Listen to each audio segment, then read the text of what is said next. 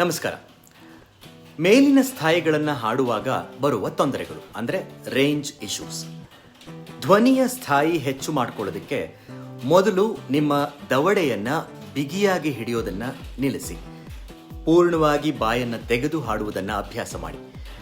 Your jaw position plays a very important role in accessing your range while you sing.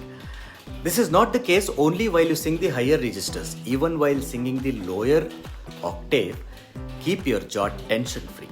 ಅಂದರೆ ಕೆಳಗಿನ ಸ್ಥಾಯಿ ಹಾಡುವಾಗಲೂ ನಿಮ್ಮ ದವಡೆಯನ್ನು ಬಿಗಿ ಹಿಡಿಯದೆ ಸಡಿಲಗೊಳಿಸಿ ಹಾಡಬೇಕು. To release the tension in your jaw, I have few exercises that will be demonstrated in my videos going further.